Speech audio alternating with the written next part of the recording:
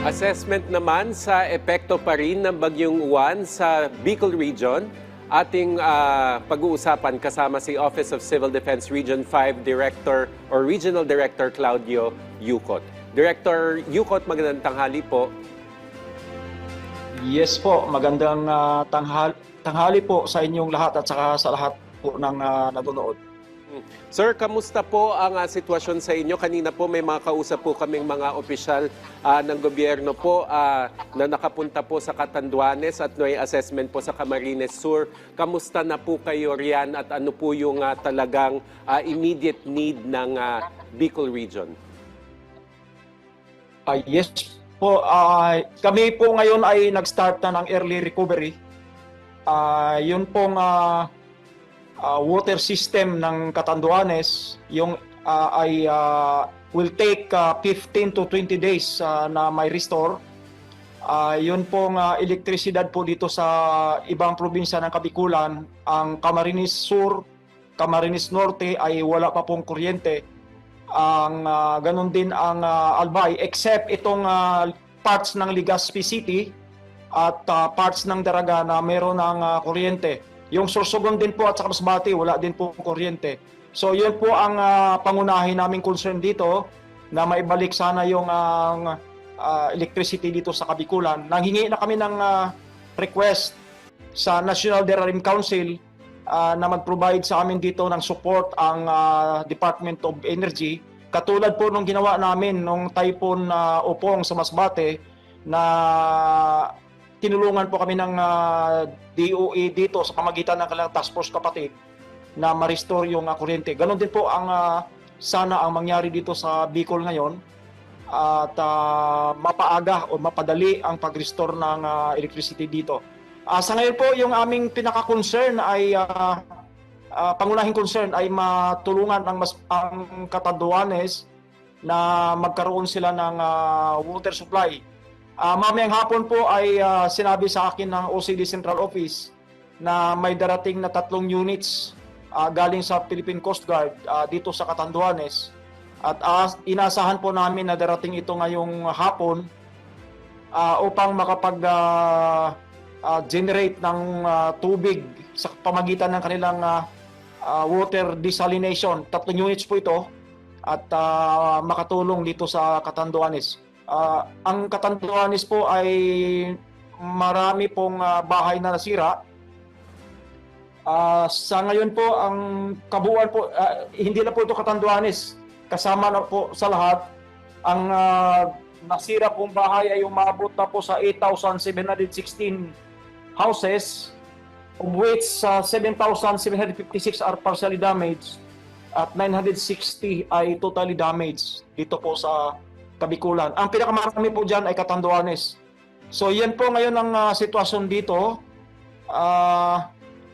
By the way po, yung pong ating national highway, yung Maharlika Highway ay restored na po as of 11 AM kahapon. Yung pong last na hindi madanan ay yung portion, yung section ng highway sa Ragay at section ng highway dito sa sentro ng Nabwa dahil flooded. Kahapon po na-restore na namin, na-restore na ng DPWH yung highway na madana na. So yun po ang kabuuan ng sitwasyon namin dito sa Kabikulan sa ngayon. Ako, RD, very expansive yung report nyo, no? Na halos lahat ng mga tatanong namin dito na nasagot nyo na. Pero speaking of Catanduanes, balita ho namin at na-report na nasira ho yung seawall dyan. Hingi lang kami ng update do sa seawall na yon. Ano ho ba yung lagay nung pag-repair ng seawall na yon? Sa ngayon po ay wala pa pong repair na nangyari. Ano po yun, apektado po yun sa storm surge. Kasi matindi po yung storm surge na nangyari dito sa amin, lalo-lalo na sa Catanduanes at saka Camarines Sur. Meron pong 13 barangays na affected ng storm surges dito sa Catanduanes at saka Camarines Sur. Wala pa pong repair na nangyari. Isa din po yan sa aming concern na may restore din po yung functions of yung yes, function po ng mga areas na yan. Sana mapaaga yung pag-restore niyan. RD, napag-uusapan na po ba yung long-term mitigation po para dun po sa mga coastal town? Lalo na po dahil nasa eastern seaboard nga ang Bicol region, baka mangyari uli po yung mga storm surge at masira po yung mga kabahayan, pati po yung seawall po sa mga baybayin po. Yes po, dahil po ang Katanduan, or the entire Bicol region po ay nasa eastern seaboard or yung right side ng Bicolan ay nasa east facing the Pacific Ocean, kaya po kami ay susceptible dito sa storm surges. Yan po naman ay amin ang napag-usapan at meron po itong mga programa ng ating mga local government units paano po yan ma-improve yung mga areas na yan dahil po sa susceptibility, vulnerability ng storm surges. Ito pong area ng Catanduanes, itong Virac, itong Biga, itong Pandan, dito naman sa Camarines Sur, itong Caramuan Peninsula, itong Gatchetorina, itong sa Camarines Norte naman itong bayan ng Mercedes at ang Daet, particularly Bagasbas sa shoreline. Ito po ay vulnerable lahat po sa storm surges. Okay, RT, hingin na din kami ng mga datos sa lagay na at bilang ng mga kababayan na natin na nananatili pa rin sa mga evacuation centers natin. Ano po ba yung mga assistance na pinamigay natin at tama pa ba yung mga supply para sa mga pangangailangan nila dyan?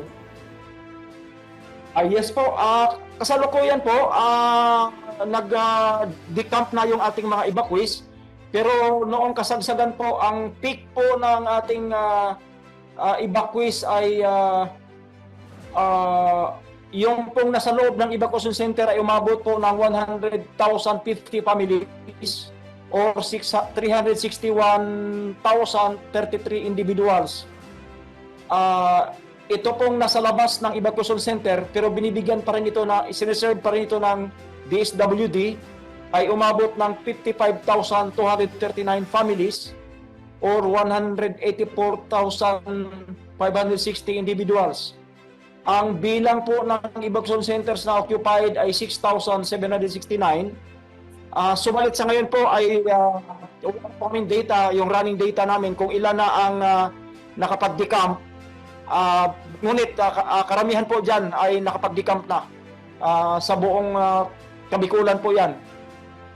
Yung po number of casualties namin ay isang dead, nalunod po ito, at 5 injured.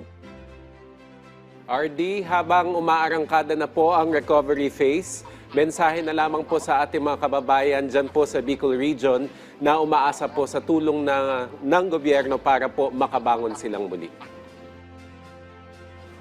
Yes, gusto ko lang i-emphasize ito po sinabi sa amin ng aming Secretary of National Defense, ng ating Secretary of National Defense, na yung pong pinaka maganda nating depensa para sa weather disturbances, lalong-lalo na yung nasa shoreline, ayun pong preemptive evacuation. Marami po sa amin dito ang siguro we can attribute yung ating minimal casualty dahil po sa preemptive evacuation. Kami po ay nakapagtala dito ng 214,000 families or 720,000 plus individuals na preemptively evacuated. Karamihan po dito ay along the shoreline. Kung hindi po ito ginawa, ay posible po na mas marami ang casualty natin dito sa Kabikulan. So ito po ay pagpapatunay na yun pong aming anticipatory actions katulad po ng preemptive evacuation at yung iba pang mga anticipatory actions namin dito sa Bicol ay nagresulta po ng minimal casualties. So yun po ang aking i-mensahe sa ating mga kababayan, hindi lang po dito sa Kabikulan, kung hindi sa buong Pilipinas na po, na yun pong preemptive evacuation ay napakaganda pong panlaban natin laban sa mga bagyo para maiwasan po natin ang untoward incident para po sa mga kababayan natin. Maraming salamat po sa inyong oras. OCD Region 5, the Regional Director Claudio Yucot. Maraming salamat po.